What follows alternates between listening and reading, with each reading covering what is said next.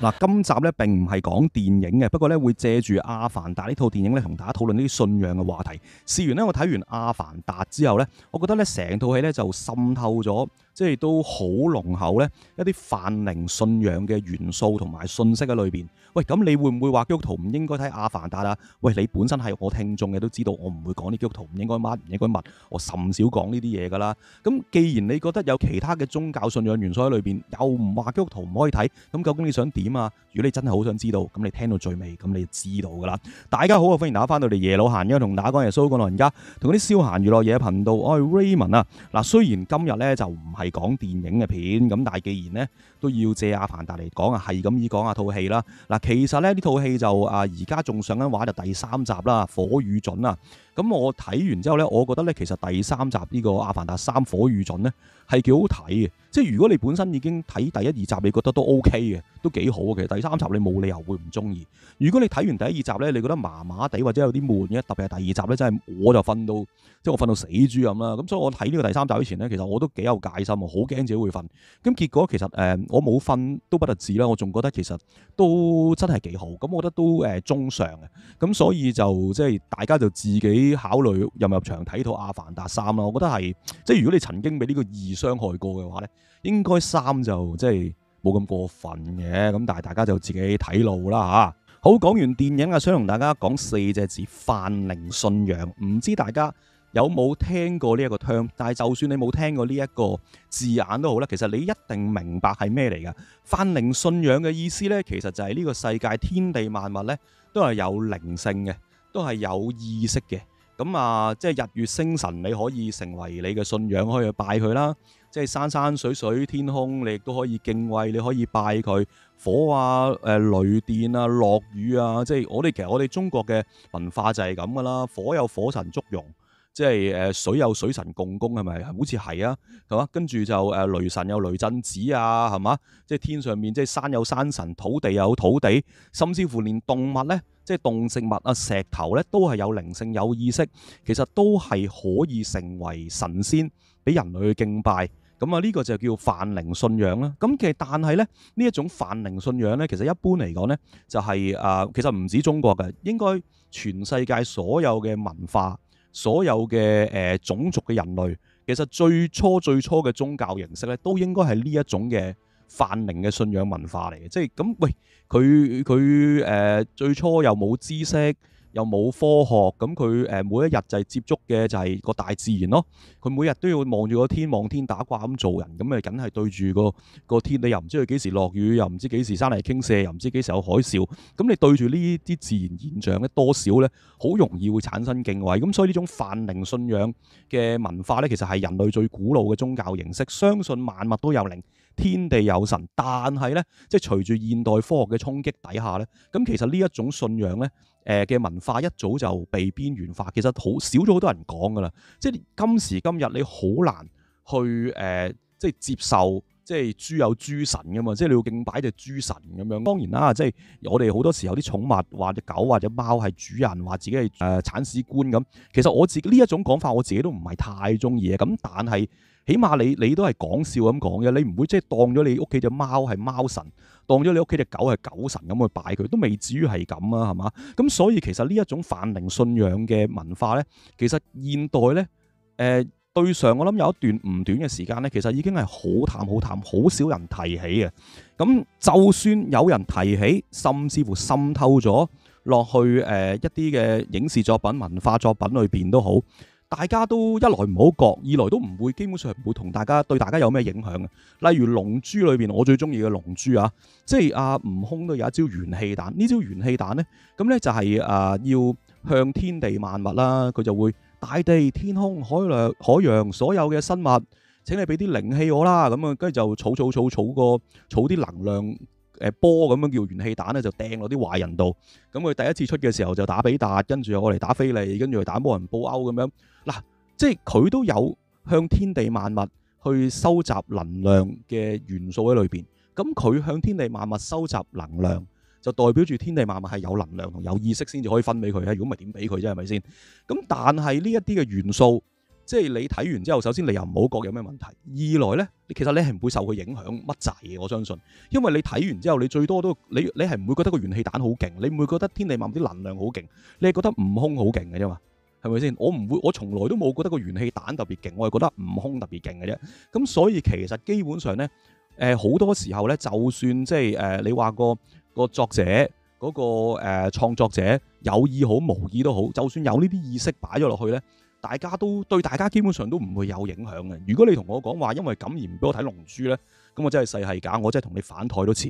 但係今次要同大家講呢個阿凡達呢，同悟空即係同龍珠有一個好明顯嘅分別。頭先我講過，即係你睇龍珠睇到佢即係吸收天地靈氣又好，日月精華好，跟住出招，我係唔會覺得嗰啲嘅天地靈氣同日月精華嗰啲能量好勁嘅，我係唔會對嗰啲能量產生敬畏。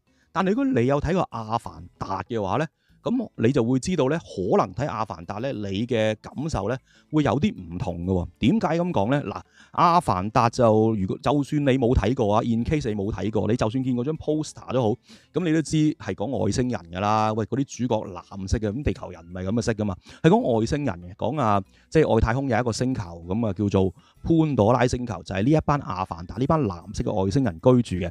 呢個潘朵拉星球上邊咧，天地萬物咧都能夠互相結連，自然界裏邊嘅動植物、岩石、日月星辰都係有佢嘅意識嘅，佢哋能夠互動、能夠結連嘅。呢一個咧就係潘朵拉星球嘅基本設定。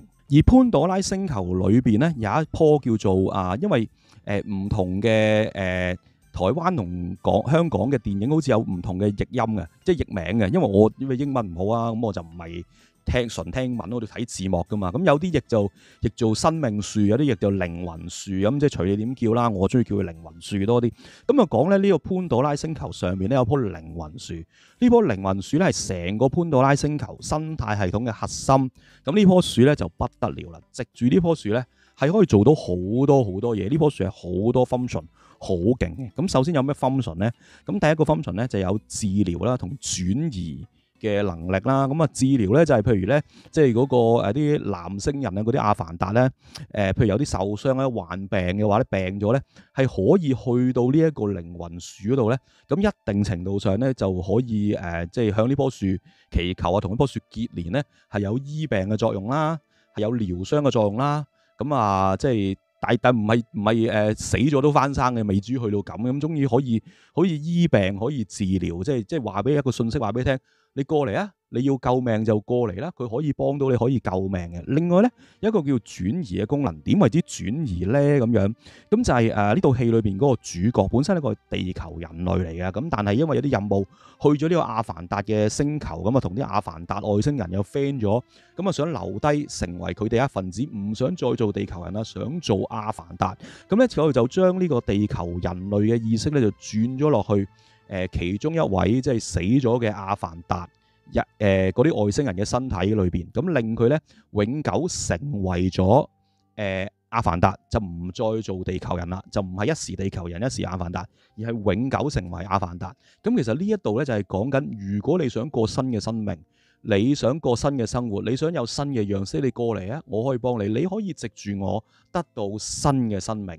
咁呢個咧都係呢棵靈魂樹咧一個好重要嘅 function。呢棵靈魂樹咧仲有一個好勁嘅功能咧，係佢係可以咧儲存到咧成個潘朵拉星球嘅所有嘅知識啊，所有嘅記憶啊，所有啲唔同嘅生物咧嘅互動嘅資料咧，你都可以咧喺呢棵靈魂樹度咧去同佢結連咧，去參透到天地萬物。呢個第一。第二咧就係咧譬如啲死咗嘅阿凡達先人啊，即係譬如假設有一位嘅男星人阿凡達，現代阿凡達，咁咧有佢阿爺已經死咗好多年噶啦，咁佢可以透過呢一棵嘅即係靈魂樹咧，係同佢阿爺溝通啊。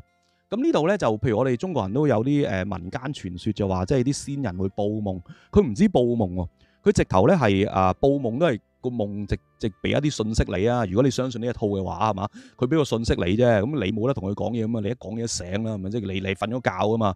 咁呢一度咧係直頭咧係可以進入呢個靈魂樹裏邊咧，係同嗰個先人咧去互動、去溝通、去傾偈、去交流。甚至乎呢、個阿凡達3裏邊係講緊即係一個年青嘅阿凡達係同一個佢死咗嘅好朋友喺嗰個死後世界裏邊玩啊，去即係捉伊恩啊咁樣。咁其實呢度講緊係乜嘢咧？咪就係講緊可以藉住呢棵樹通靈咯，係咪先？你可以同死咗嘅人溝通喎，咁仲唔係通靈？咁講到咁，嗰棵靈魂樹係咪即係嗰個潘朵拉星球裏邊嘅神啊？係咪即係嗰班阿凡達嗰啲藍星人嘅神明啊？又唔係嘅喎。咁咧，其實講緊咧呢一個潘朵拉星球咧，都係有一個神明，佢哋嘅最高神明咧就叫做艾華，或者有啲就中文字幕譯做伊華咁樣啦。咁總之呢個華哥咧就係佢哋最高嘅神明。咁咧嗱，我哋都有神嘅嘛，我哋基督教信仰係嘛，即係我哋又信耶穌，我信三位一體嘅神。咁我要同佢溝通係點？我哋祈禱咪同佢溝通咯，係咪？但係呢一度咧。佢係透過呢個呢一班嘅藍星人咧，透過佢身體上面咧一條嘅神經系統去連結呢一棵嘅靈魂樹，跟住咧再去同呢個艾華溝通嘅。首先唔係每一個都可以同呢個艾華溝通，可能要被選上嘅細路啊啲祭司咧先可以同艾華溝通呢個第一。第二咧，要同艾華溝通咧係要藉住呢棵生命樹咧作為一個橋梁先可以同艾華溝通嘅。又俾咗個咩信息大家咧？就係你係可以透過大自然嘅感知，透過敬拜大自然嘅偉大咧，去同神明去溝通。呢個咧都係阿凡達裏邊咧好重要嘅信息嚟。嗱，如果你有睇阿凡達1嘅話咧，咁你應該會感受到，喂，咁個星球真係做得好靚啦，係嘛？啲大自然嘅景觀，雖然佢係做出嚟戲嚟嘅，但係你會睇到係好偉大、好壯觀、好靚。你真係覺得啲花草樹木啊、動物全部都欣欣向榮嘅，全部都係喂，真係好似好有靈性啊！真係你不禁咧會讚歎，即係最低限度你讚歎嗰個宇宙、嗰個電影宇宙、嗰個電影世界好偉大先啦，係咪？咁而第一集咧，嗰班咁衰嘅人類咧，即係上去呢個潘朵拉星球度，你話去探索啊，去睇下有冇資源啊，去掠奪啊，一班咁衰嘅人類咧，喂，竟然咧放火燒呢班阿凡達最重要嗰棵靈魂樹，都講到明，喂，對呢班外星人嚟講，呢棵靈魂樹係佢哋嘅信仰嚟噶嘛，係呢一個嘅佢哋成個潘朵拉星球生態系統嘅核心嚟啊嘛，竟然燒咗佢，喂，呢一幕咧就係呢個阿凡達1嘅高潮啦。我相信咧有唔少嘅觀眾咧，如果你有睇過呢一幕咧，你都會有一個感覺就係，哇，呢班外星人真係好慘啊，真係好凄涼啊！呢班地球人真係衰到不得了啊，真係好衰啊咁樣。呢個係第一集啦，而第二集咧，好意思，因為我揾唔到嗰啲靈魂樹俾火燒，同埋呢一幕咧就係第二集。咁佢哋咧有一啲鯨魚叫做塔鯨啦，佢講到啲鯨魚咧就係又係有靈性啦，可以溝通啦，並且咧特別係咧其中有一條咧係佢哋呢班塔鯨嘅領袖係音樂家嚟嘅，識作曲嘅。咁同一班嘅阿凡達咧好老友好 friend 嘅。咁呢班人類咧竟然為咗佢嗰啲魚油咧去殺佢，即係攞炮彈射佢啊，射死佢啊咁樣。咁又係好凄涼好催淚嘅。即係呢第一集就係講人類去燒即係潘朵拉星球嘅最重要嘅植物啦，係嘛？第二集咧就係講人類咧去殘殺呢個潘朵拉星球咧一啲好有靈性、好嘅動物，好無辜嘅動物。其實兩集咧都好容易令人睇嘅過程咧，一來就覺得呢嗰個潘朵拉星球嘅萬物係好有靈性、好偉大；二來就覺得人類好衰、好賤格，即係俗啲嚟講就係好仆街。嗱，我唔係話完全係因為呢套《阿凡達》呢套電影而影響到一啲人嘅意識，事實上都一定有人冇睇過噶嘛，係咪？咁但係咧，嗱，我細個已經不嬲都有聽過話，即係狗係人類嘅好朋友啊，或者好多人咧中意去大自然，我都中意行山，我中意見下山水，去即係感受下呢個大自然嘅偉大啊，感受下即係上帝奇妙嘅創造咁樣。但係咧，我覺得近呢10年咧，我自己嘅經歷裏邊咧，我聽多咗有啲人咧同我講話咧，覺得同動物溝通咧，仲好過同人啊！覺得咧，即係望住啲山水啊，同大自然溝通咧，仲好過同人溝通啊！嗱，其實由細到大咧，都零星有聽過呢類嘅講法嘅。咁但係我覺得近呢10年咧，我聽多咗呢啲講法。我自己身邊咧都有一啲咁嘅人同我講啊，我覺得我自己適合同動物溝通多過同人類溝通咯咁樣。咁嗱，你可以話係因為嗰陣時我仲細個，我接觸嘅人都係我啲同學啊。啱啱出嚟做嘢嗰啲同事都係好 close 啊，咁大家人與人之間嘅互動啊交流會多啲噶嘛。咁同願意同人接觸多啲，但係大廈可能即係有啲人又受到唔同程度嘅經歷啊、傷害啊等等等，即係可能有啲嘢負面咗，或者總之我接觸嘅人多咗啦。以前聽少啲呢個講法，而家我近呢10年我真係聽多咗，有啲人話係中意同動物溝通，中意同大自然溝通多過同人嘅。嗱，你咧就千祈唔好睇少呢啲意識，呢啲意識咧，如果停留喺意識嘅階段咧，咁啊冇乜嘢嘅。事實上，其實而家我哋接收任何嘅資訊，其實都係接收咗個信息，接收到啲意識，都係有啲人有啲嘅意識啊、知識要傳承俾我哋啦。如果唔係做乜要溝通啊？係咪？咁但係呢啲嘅意識咧，如果喺腦裏邊咧不斷去發酵嘅話咧，其實有機會咧對我哋嘅價值觀啊、世界觀啊，甚至乎信仰觀咧係有一定程度嘅影響㗎。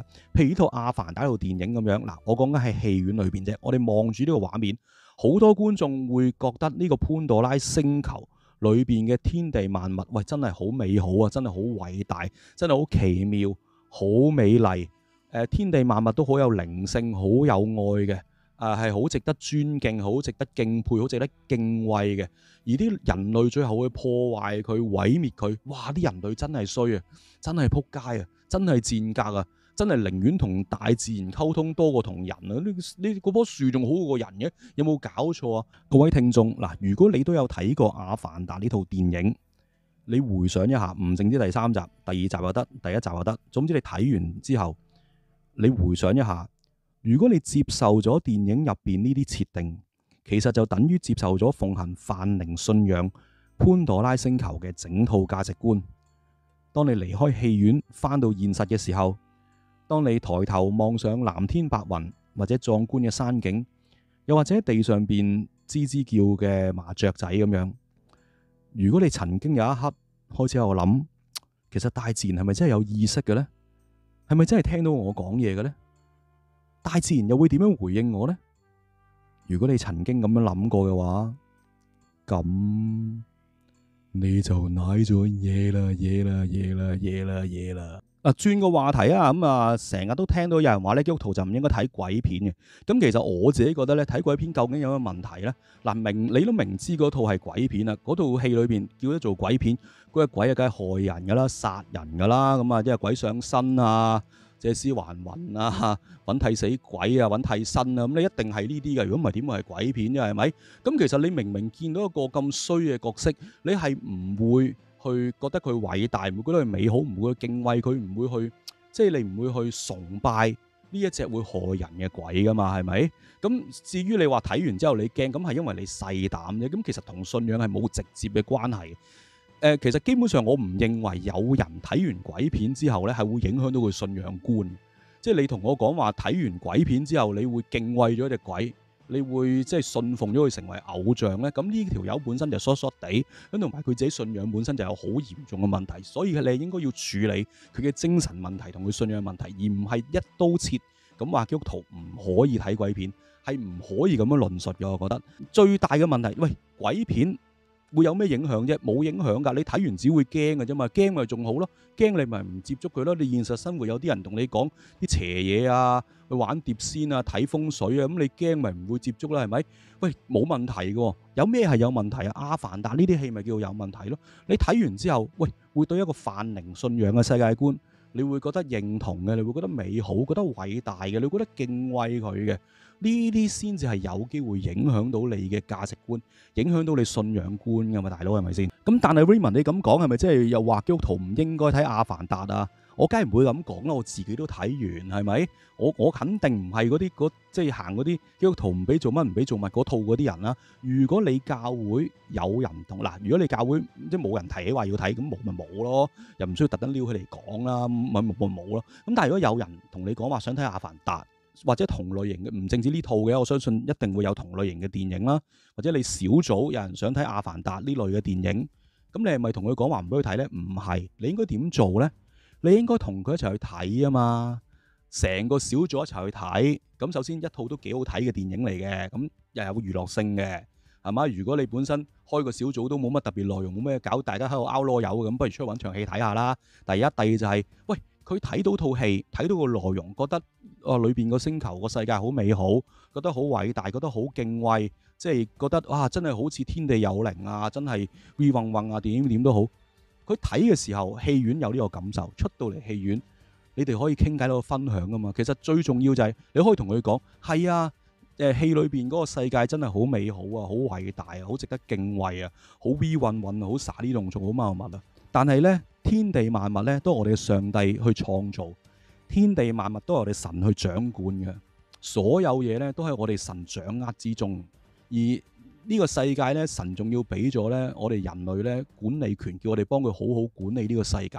不過就係我哋呢班咁衰嘅人類咧，搞到呢個世界烏煙瘴氣，所以你先見到而家我哋身處嘅世界咧，冇戲裏邊嗰個潘多拉星球咁美好。我相信本身咧，我哋嘅地球咧，同佢哋都不遑多讓嘅啫。喂，你係應該要將呢啲嘅信息，你將套戲同信仰結連埋，用信仰、用聖經嘅教導去梳理翻佢睇完呢套戲之後，佢腦裏邊嘅疑問或者佢嘅混淆啊嘛，大佬。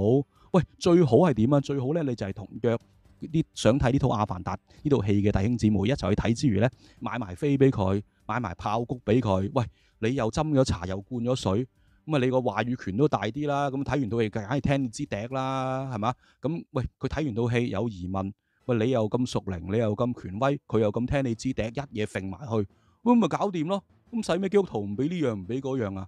點解之前咧，以前嗰啲教會咧好傳統咧，又話基督徒唔俾做乜，唔俾做乜，唔俾睇鬼片，唔俾乜，唔俾乜，因為佢唔願意花時間，唔願意花心機，唔願意花精神、花心思去陪伴你哋，唔願意或者佢自己都冇料到，唔知點樣去解釋俾你聽，咁所以就一刀切話唔俾呢樣唔俾嗰樣咯。咁如果你自己又有料到，你又肯花時間花心機嘅，你肯陪伴弟兄姊妹嘅，一齊去睇，一齊去經歷，一齊去擁抱呢個世界。喂，咁其實呢個先至係我哋一班基督徒應該要做嘅嘢啊嘛，冇得避噶，冇得唔俾呢樣唔俾嗰樣噶。佢喺教會裏邊，你唔俾佢做呢樣嘢，離開咗個教會，佢要做就會做噶啦。佢要去邊都得啦，對腳喺佢度，隻手喺佢度，手機喺佢度，乜嘢都睇到，乜嘢都接觸到，你有得唔俾嘅咩？你同佢同行啊嘛，同佢一齊經歷啊嘛，呢啲係基督徒啊嘛。咁點解人哋阿凡達嗰個星球咁吸引啊？因為成個潘多拉星球所有天地萬物、花花草草又想日月星辰都可以連結㗎，每一樣嘢都係獨立嘅生物，但係佢哋所有嘅行動、佢哋嘅思想唔係孤單㗎，佢哋係可以聯繫到㗎。我哋有冇同啲弟兄姊妹去好嘅聯繫啊？冇啊嘛。冇咪搞到人哋咁容易誤入歧途，咁容易受影響咯。你覺得自己唔容易受影響，好心你多啲同人哋同行啦，好唔好啊？好啦，今日想同大家分享去到呢度啦。中意條片咧，記住幫我讚好、留言、分享我哋嘅頻道。一陣間咧做讀經嘅時間，希望大家留低一齊讀經啦。好啦，拜拜。多謝大家留低一齊讀經啊！今日讀嘅經文咧係詩篇146篇1至10節，詩篇146篇1至10節啊。揾到咧，我哋一齊讀啦噃。預備起，你們要讚美耶和華，我的心啊，你要讚美耶和華。我一生要讚美耶和華，我還活的時候要歌頌我的神。你們不要倚靠君王，不要倚靠世人，他一點不能幫助，他的氣一斷就歸回塵土，他所打算的當日就消滅了。以雅各的神為幫助，仰望耶和華他的神，這人便為有福。耶和華造天地海和其中的萬有，他守誠實直到永遠。他為受屈的伸冤，賜食物與飢餓的。耶和華釋放被囚的，耶和華開了瞎子的眼睛，耶和華扶起被壓下的人，耶和華喜愛義人，耶和華保護寄居的，扶持孤兒和寡婦，卻使惡人的道路彎曲。耶和華要作王直到永遠。錫安啊，你的神要作王直到萬代，你們要讚美耶和華。好啦，今日想同大家分享嘅呢，全部去到呢度啦。記住幫我讚好、留言、分享我頻道，同埋呢，記住啊，我冇同大家講話基督徒唔可以睇阿凡達啊。我只係叫大家，如果有人想睇嘅話，陪埋佢一齊睇咯，咪當團契、當分享、當交流都係好事嚟嘅。好啦，拜拜。